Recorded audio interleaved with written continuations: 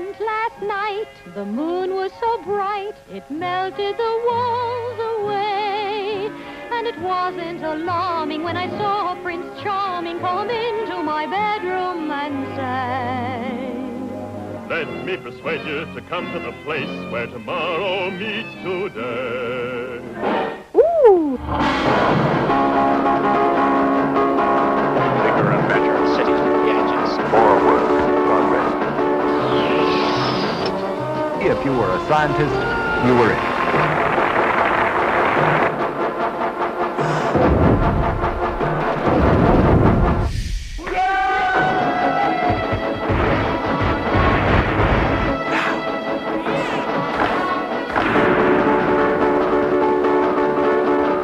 Your excellent science, I am your faithful servant.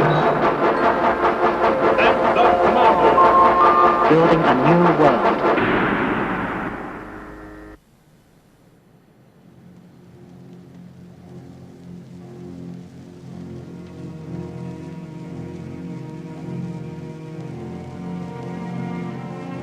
For the last 30 years, politicians in Britain have tried to build a new prosperity.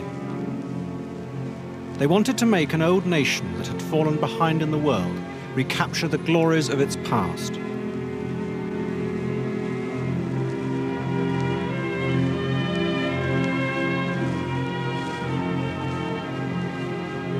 They turned for help to what they believed was a science of money.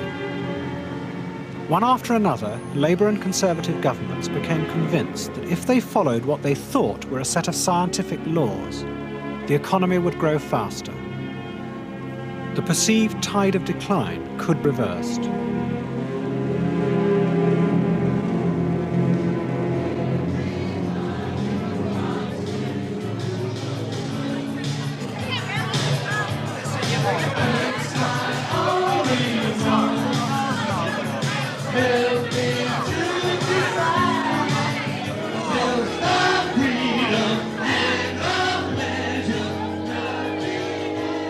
But instead of restoring the country's fortunes, the economic experiments failed to halt Britain's relative decline.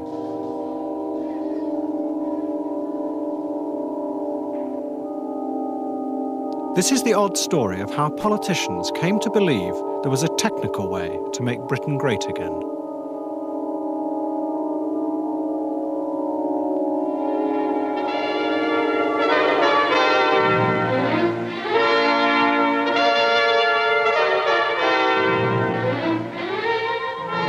Ten years ago, 1 car in every 3 bought in Sweden was British.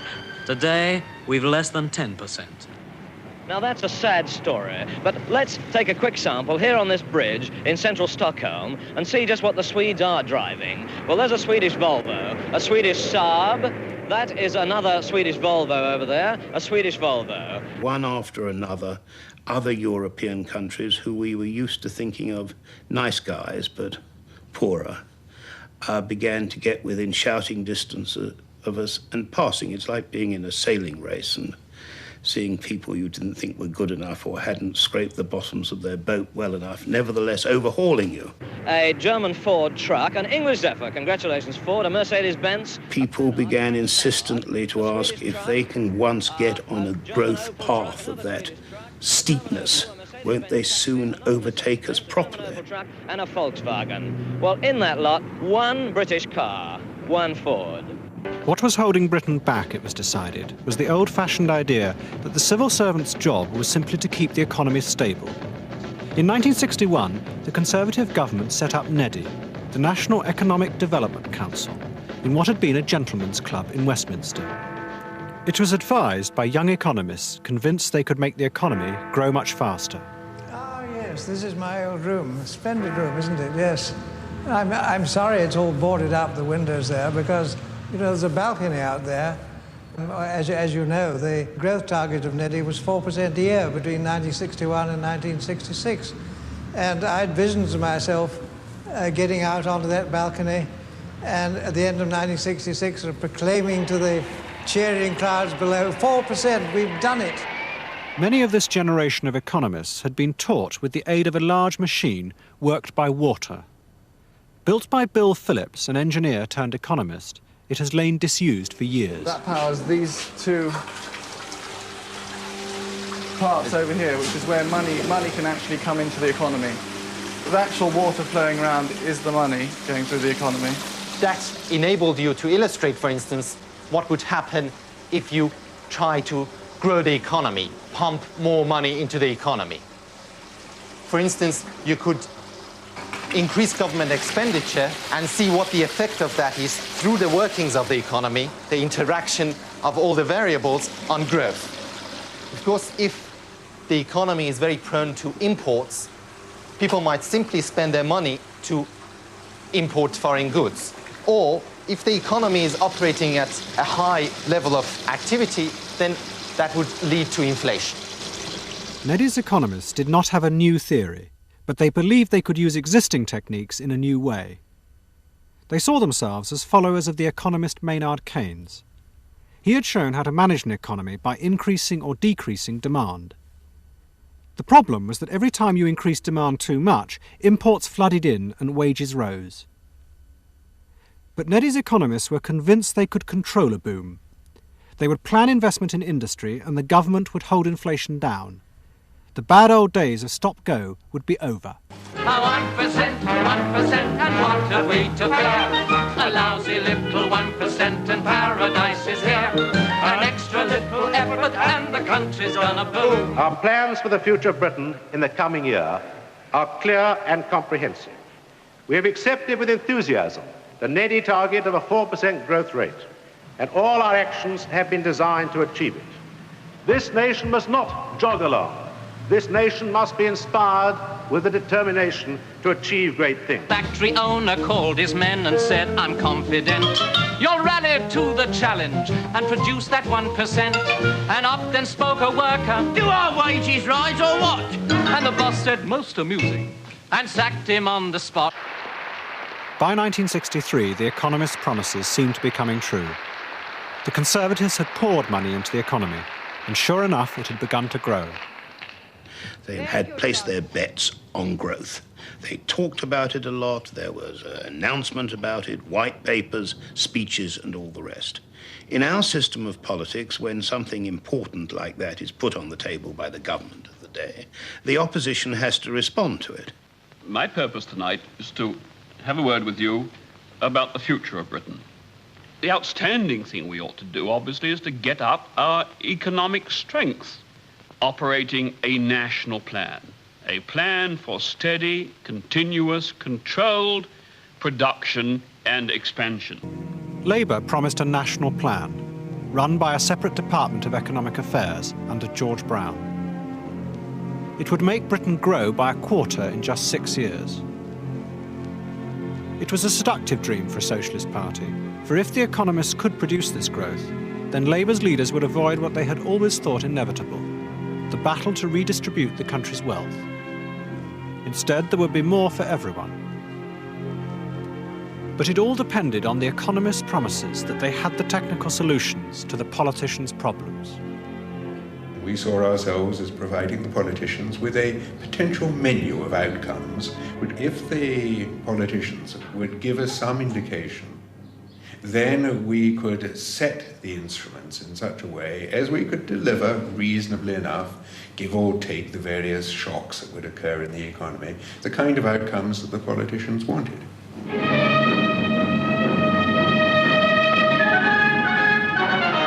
There's one basic fact. Labour has a clear majority. We have a Labour government. But Labour had come to power just as the boom the Conservatives had begun was overheating. Imports were flooding in and wages rising. This was the point when in the past a halt would have been called.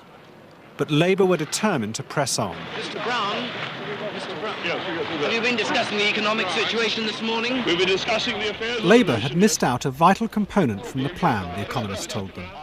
They should devalue the pound and so make Britain's exports cheaper. But in the politicians' eyes, devaluation would undermine precisely what they were trying to achieve: to make Britain great again. Wilson was a great one who believed in sterling. Sterling was the centre of everything. And he always said that he would defend the pound and we'd have a place east of Suez. And it was a sort of nationalism of a kind. After that, all talk of devaluation by economists and everyone else was forbidden. I personally used to do little sums on scraps of paper in my room in the DEA. When anyone opened the door, I would hastily put them into my drawer. There are millions of workers in this country who will never get fair play until you've got a decent incomes policy. Can't you get that into your head? By 1965, the boom was clearly out of control. Faced with inflation, the government tried to hold down wages and prices, but to no avail. It also faced repeated runs on the pound, as foreign investors lost confidence in Labour's management of the economy. Now became a game between the politicians whose fortunes depended on it and their economists, who had begun to realise the economy was now far beyond their control. They were being used. I think the moment I really realised it was a gimmick was when, after we'd finished work on it, and it was the summer, I think it was the summer of 1965, I hadn't very much to do, and so I decided I'd look at the details of the plan and see all the different measures, the things like the decision that you double expenditure on road building, for instance, and try and work out what effects these might have on the growth rate of the country. And I laboriously worked through, making my best guesses and calculations, not having been particularly told to do this by anybody, and came up with the results, and they were well short of anything that might have produced the 25% growth. And I wandered along to my seniors and said, hey, look, I've done this useful little exercise. And they weren't in the least interested. Nothing to do with it at all. The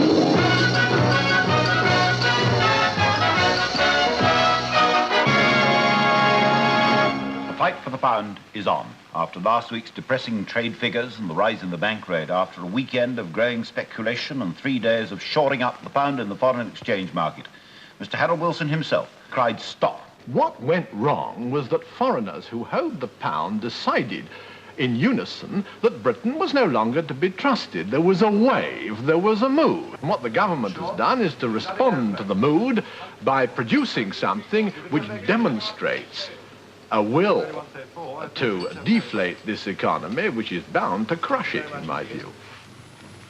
In other words, we're condemned to no growth. The attempt to plan growth had failed. Britain was left with little expansion and political disaster. Most economists blamed it on the government's failure to devalue. Few asked whether the weakness of Britain's currency was really a symptom of something much deeper, far beyond the power of their techniques to deal with.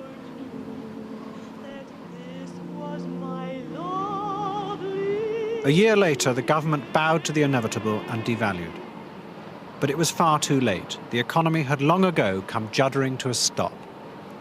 As a result of that experience, we had to abandon the notion, tacitly and slowly, but abandon it all the same, that the planning apparatus itself was the unique and certain method of achieving the aim of faster growth.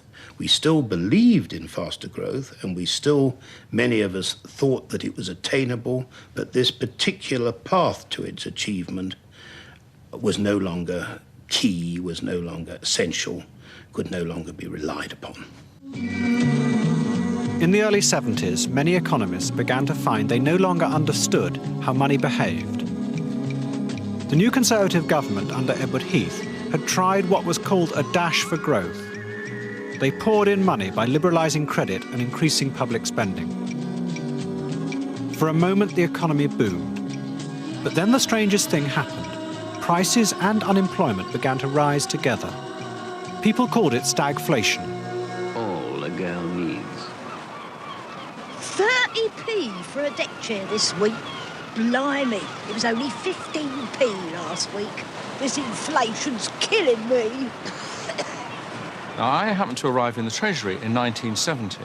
When I got there, people really felt that they didn't quite understand how the economy worked anymore.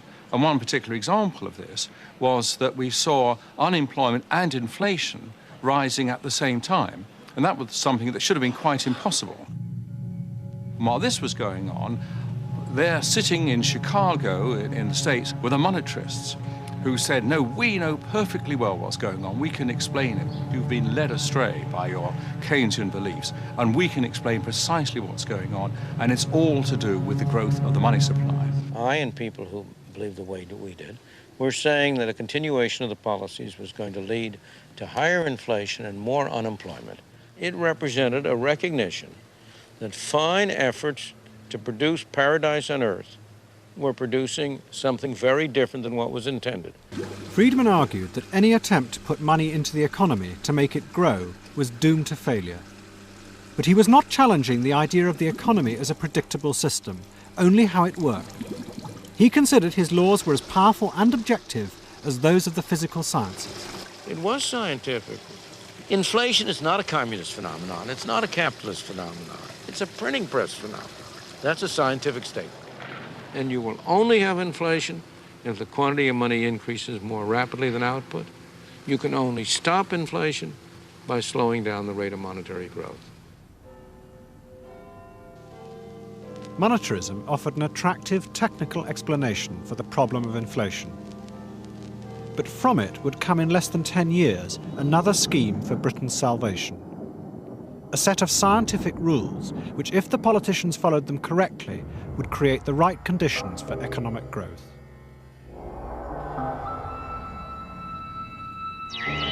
It began with a disillusioned group of economists.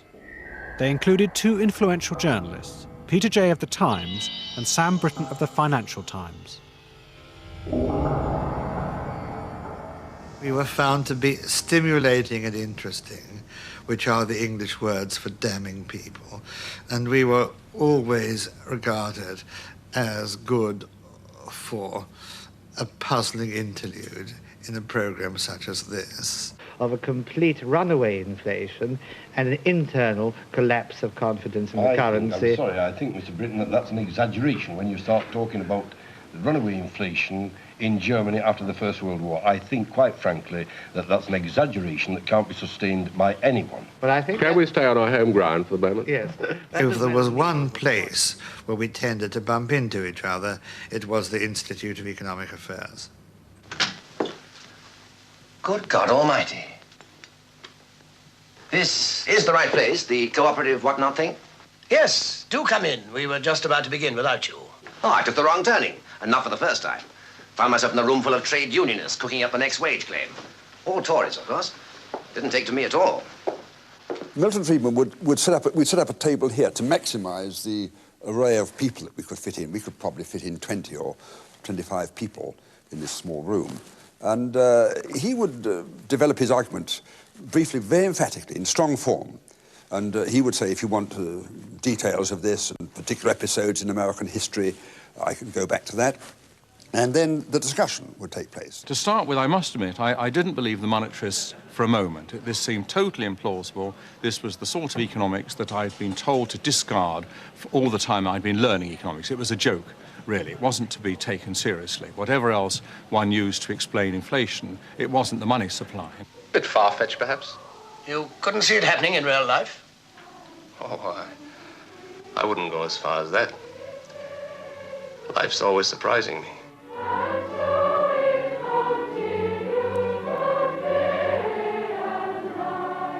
In February of 1974, Edward Heath's government fell, amid power cuts, a 3-day week, and never-ending inflation.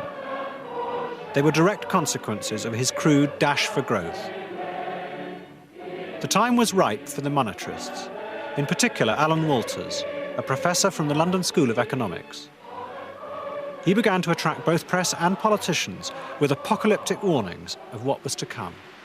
A reduction in output, an increase in unemployment, and at the same time, rampant inflation. Inflation of the order of perhaps 30%, perhaps even increasing as we go on. There is a real danger of hyperinflation. Alan Walters had snubbed me when I went back to meet old friends. Once the government fell and I was back as a member of Parliament without a government post. And Alan Walters refused to shake my hand. He said, "You've been debauching the currency. Why should I welcome you back?" And I started to rethink what we'd been up to, and a fellow called Alfred Sherman was very influential in convincing me. He used to say, "Don't you know, Keynes is dead, Keynes is dead." I didn't understand what he meant. He turned to me for help, and I managed to persuade him to go further and look at the whole Keynesian mumbo-jumbo, the panacea. Keith Joseph toured the country, translating monetarism into a political programme. The primary job of economics was no longer to create employment, he said. It was to reduce inflation. After having failed to persuade the shadow cabinet to reconsider our economic policies, I warned them that I'd have to make a speech. Well, the speech was made. I remember that I said to Sam Britton, who looked at one of the drafts, "This speech has been through 9 drafts. We're trying to get it right." And Alfred Sherman from the background said, "Yes, and I wrote 13 of them." Well, we slogged at that speech. Is threatening to destroy our society. The distress and unemployment that will follow unless the trend is stopped will be catastrophic. Inflation is caused by spending more than we produce, too much money, chasing too few goods, deficit financing, printing money. Mild inflation seemed a painless way of maintaining full employment, encouraging growth, and expanding the social services. We now see that inflation has turned out to be a mortal threat to all three.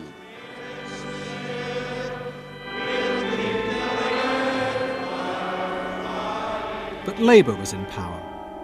As before, they had inherited the chaos of a Conservative boom. Yet this time, none of the traditional Keynesian methods offered them any help, because inflation and unemployment were rising together. It was something the Keynesians believed impossible. By the end of 1975, the economists advising the government were lost. My memory is, I think it was a dinner party, deliberately organised, where the main economic models were there. The Treasury was represented, the Bank was represented, the National Institute of Economic and Social Research, London Business School. I was a fly on the wall, and they were talking about the medium-term projections in their models. And they were unanimous that they could not project what was going to happen to inflation or to unemployment or the balance of payments. There was almost total agreement around the room that the UK was in serious danger of going to absolute decline, that was negative growth, not just growing at a slower rate than other industrialised countries. That is when the civil servants in the Treasury and the Bank of England realised that the UK economy had arrived at the brink of the abyss. They had sight of the awfulness of what that abyss might look like, and they were shell-shocked as a result of it. Believe me, Lord, we've tried so hard. We've tried everything. Everything.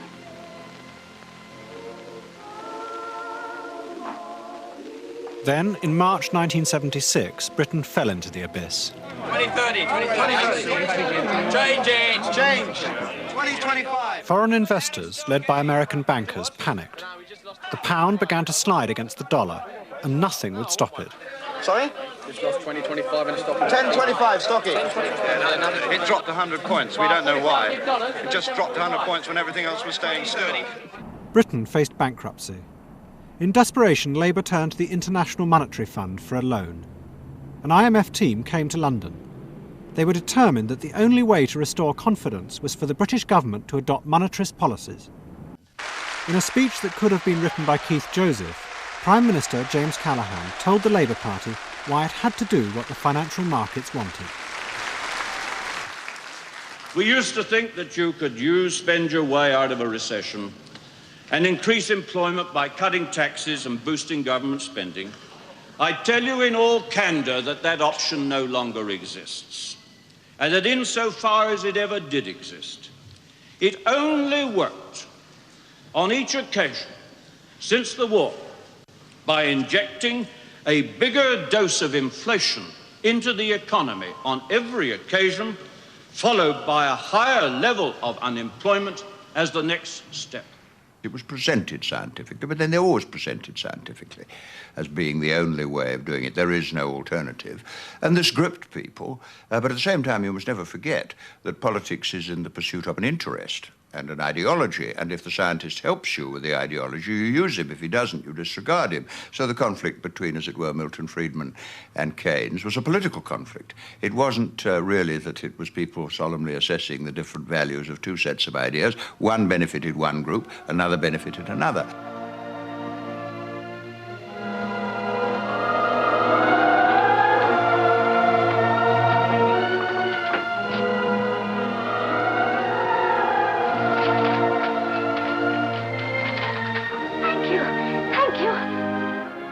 In December 1976, the IMF granted a loan to Britain.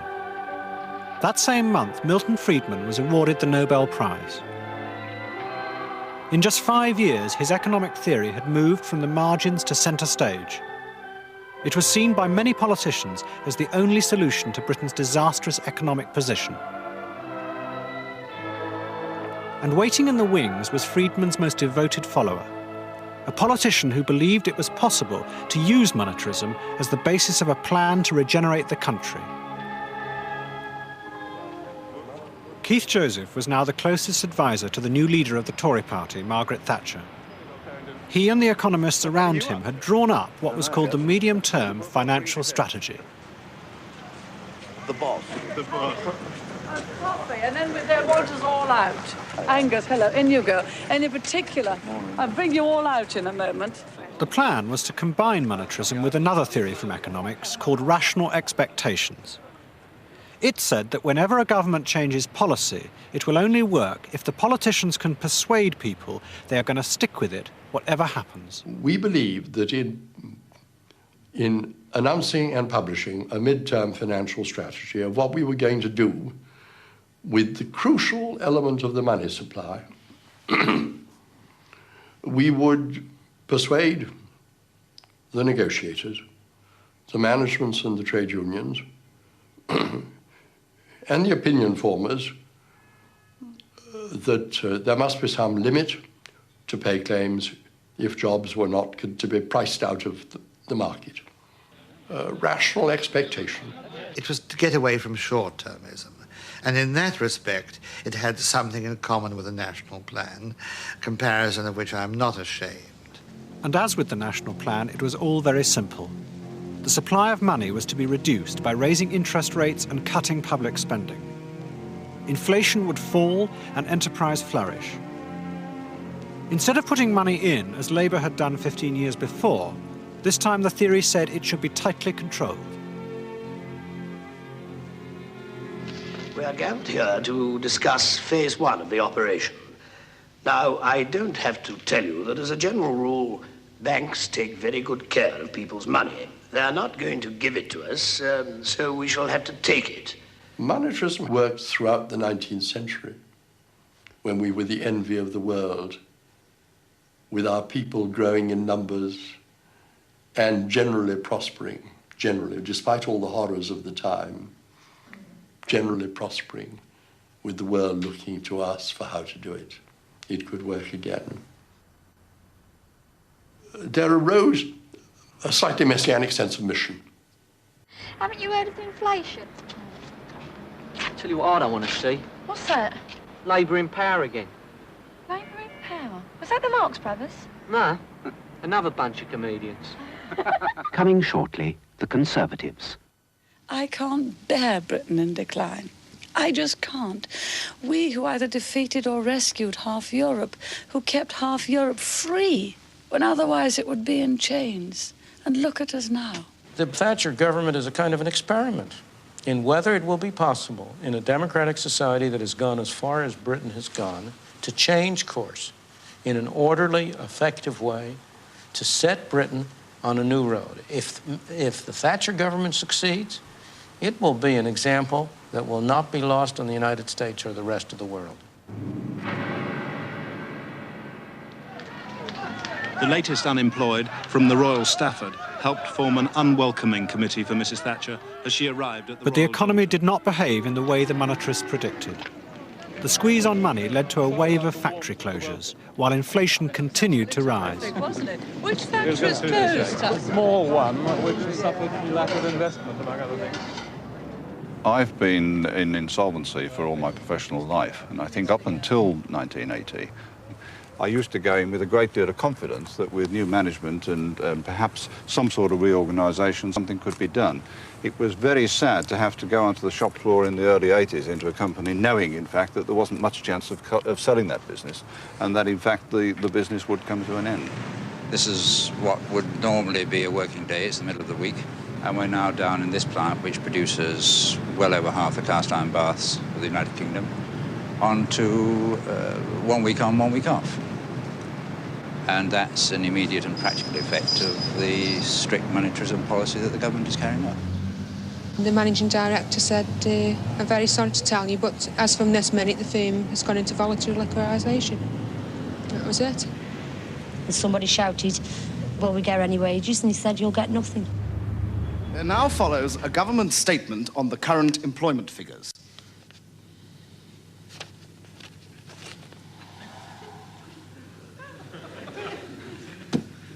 Oh, dear.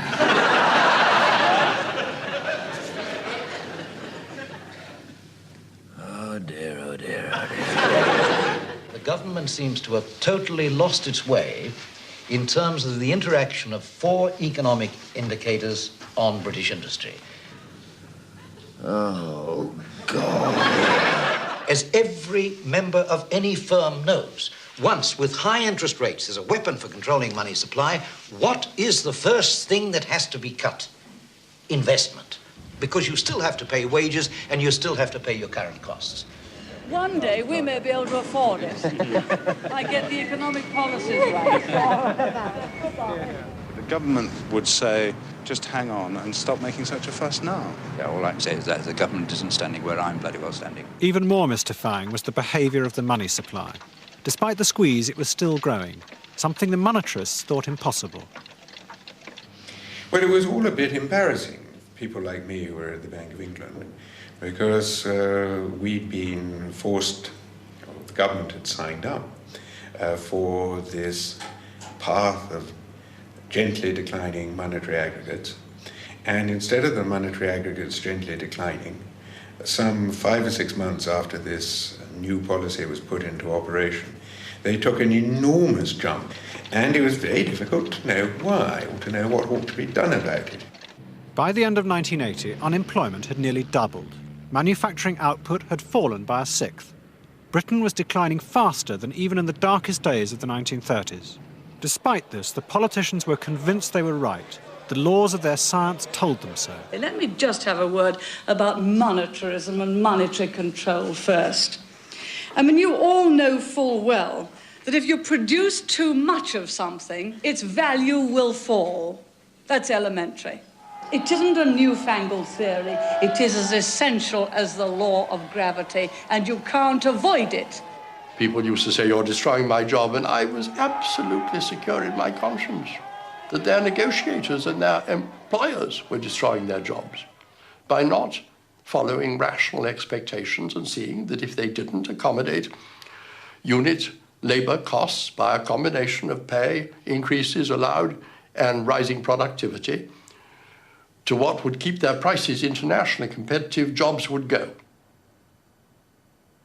So there was I, absolutely clear in my conscience, and there were they convinced in their, what I would call invincible ignorance, that I was an enemy. Yes, it was an awkward time. There's no question that what was happening did, in my view, a great deal of damage to the economy. The politicians of the day will never admit to that. They never admit to making mistakes at all.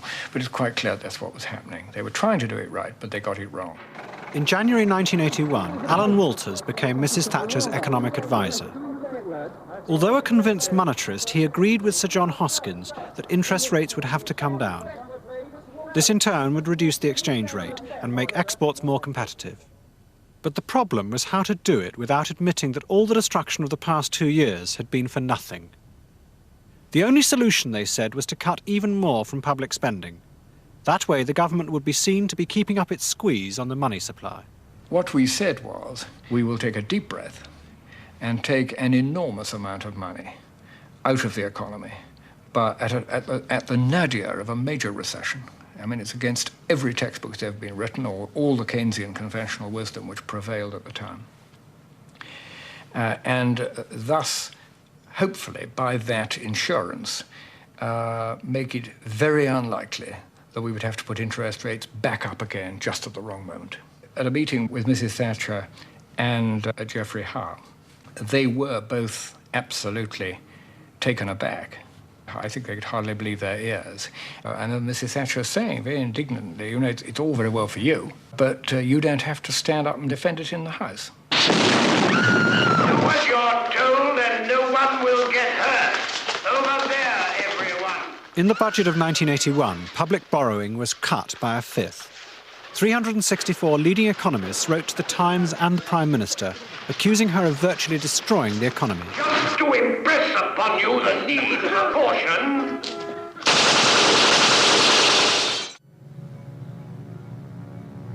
That summer, there were riots in English cities that even some cabinet members blamed on the economic policy.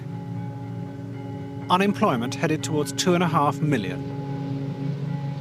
Inflation did begin to fall, but the money supply continued its mysterious rise. It became clear that the fundamental law of monetarism, the relationship between the money supply and inflation, didn't work. Ever so quietly, this solution to Britain's problems was discarded. Finally, the man who had first brought the monetarist message to Britain was publicly told it was over. Monetarist economists believe in something called the natural rate of unemployment, which is supposed to be the rate at which inflation stops or ceases to accelerate.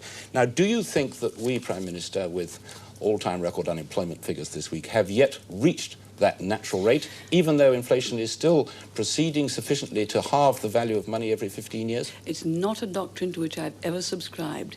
It's one which I think actually came in with Milton Friedman. I used to read about it, I used to look about it. It's not a doctrine, it's a theory to which I've never subscribed. Some of those who had lived through the experiment now became deeply pessimistic. One economist saw it as proof that it was fundamentally impossible to change, in a predictable way, how an economy behaved. As in other sciences, his observation had a formal name, Goodhart's Law. Goodhart's Law said that if ever the government decides to rely on any particular statistical relationship as a basis for policy, as soon as it did that, that relationship would fall apart. And that's just what happened. The implication is that what you should try and do is not to disturb things too much and let individual agents go on and try and make the best of the situation as each of them sees it individually. I beg your pardon. Whatever promised you a rose garden. It was a conclusion that fitted well with conservative philosophy. If there was nothing that governments could do, then the economic agents in a newly liberated city of London should be left alone. Unlike the economists, they seemed to know how money worked. The city's growing confidence and drive owes a good deal to young people. Its vast new dealing rooms are run by the young. People who made it not because of who they know or what school tie they wear, but on sheer merit. And that is the kind of society I want to see. Capital was available, ideas were available, and there was a keenness to do things. And I think that probably the government felt that our merchant bankers and the City of London, which after all had put us on the map, there they were again, they were going to go out and they were going to make us great again, if you like. Money now became a commodity traded for itself. It was managed by young technicians in the dealing rooms. Economists who once thought they could control money became its servants. They were now employed in their hundreds by the banks to predict on television what might or might not happen as a result of the colossal flows of capital. What do you see? It is, of course, extremely uncertain, but my view is that... But I guess there's still a lot more to come. We're currently saying people fear that there will be a rerun of what happened a fortnight ago. I suspect it'll certainly not stop. There is, however, a risk that interest rates will have to go higher. It may even get worse. When you get a loss of faith, say if bishops cease to believe in God, they're going for socialism or sodomy. But an economist who's agnostic about economics is unemployable, and therefore they said, we know if you do this and if you do that. And the economists will argue with each other, but none of them will ever question whether economics is as scientific as it claims. Great Britain, the finest country in the world, right? And let us not forget who made it Great Britain this last 8 years. When I go to the Western Summit in Venice on Monday, I will go with my head held high as leader of a strong country. There were people earning a lot of money without doing anything at all in this world of money. Then it suddenly came to a dramatic halt in the 80s. The reasons I can't give you. You'll need to talk to a qualified economist, and no doubt they'll have differing views on why it happened. But the system overnight became much more cutthroat. We had examples of firms right out of the blue calling fire drills, locking their employees out and throwing their belongings from the window to them and saying, sorry chaps, you're fired. That's how bad things became. The bubble burst again. But that's what happens in history. You'll have these slumps and these booms, and you won't change it, because that's what capitalism is, really, isn't it? I don't think we can change the world. It's not something we can do. Certainly we insolvency specialists can't. Our job is sweeping up or trying to prevent. Now, as far as I can see, the best way is to try and see whether we can do something about stopping people being greedy and stopping people being overambitious. And I don't think you ever will do that. I mean, the economists seem to think that the whole of the problems can be solved by money, by the use of money rather than the creation of wealth. But they've never really got anywhere near it. So I would ask the question, whose money? What money? Where's it coming from? 10 years ago, Britain was a loser. Today, Britain is a winner.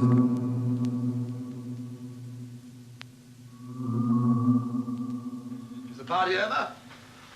Yes, buddy, the party's over. The drink and the luck ran out.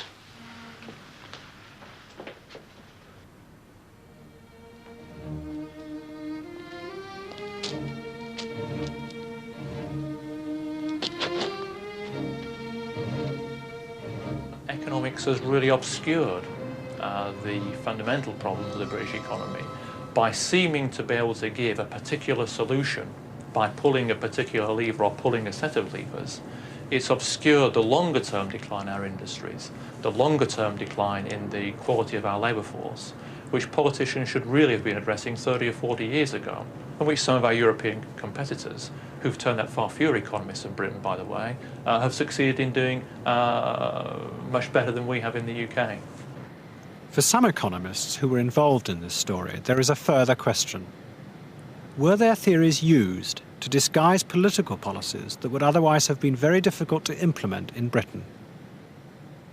The nightmare I sometimes have about this whole experience runs as follows. I was involved in making a number of proposals which were partly at least adopted by the government and put in play by the government. Now, my worry is as follows, that there may have been people making the actual policy decisions, or people behind them who never believed for a moment that this was the correct way to bring down inflation. They did, however, see that it would be a very, very good way to raise unemployment. And raising unemployment was an extremely desirable way of reducing the strength of the working classes, if you like. That what was engineered there, in Marxist terms, was a crisis of capitalism which recreated the reserve army of labour and has allowed the capitalists to make high profits ever since. Now, again, I don't say I believe that story, but when I really worry about all this, I worry whether, indeed, that was really what was going on. What we now doubt, which we used to think, was that our models will enable us to look into the future and indeed to change the future to the benefit of mankind. The experience of recent years has been such that as soon as we develop a model that seems to be reasonably good at explaining the present, and there are few enough of those, God knows now, the future changes. We live in an imperfect world, and if that's true, how are you ever going to make it a better world? We can perhaps hope that we can prevent it becoming a worse world. I don't think that we can easily make it a better world. Nobody knows the trouble I've seen, no Jesus. Nobody knows the trouble I've seen. Glory, hallelujah. Sometimes I'm up, sometimes I'm down. Oh, yes, Lord. At 11 o'clock on UK TV History, Great Raids of World War II tells the story of the Cockleshell Raiders. Our V for Victory season continues next with a look at the turbulent relationships between Churchill, Roosevelt and de Gaulle in Allies at War. Knows but Jesus. Nobody knows the trouble I've seen.